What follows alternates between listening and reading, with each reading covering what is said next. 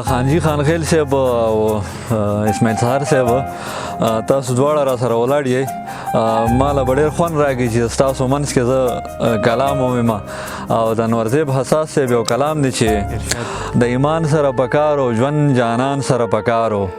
د ایمان سره پکار او ژوند جانان سره پکار او دا سفر د زندګۍ مې د انسان سره پکار و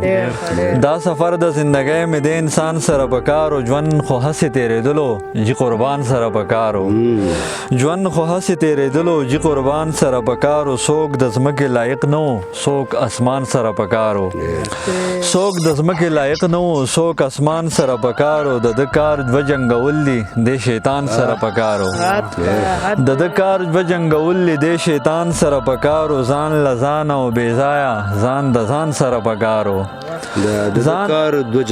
د ده کار دوه جنګول دي د شیطان سره پکار و شعر دی سهارا دا د بیا تاسو ته ډالۍ وي چې د ده کار دوه جنګول دي د شیطان سره پکار و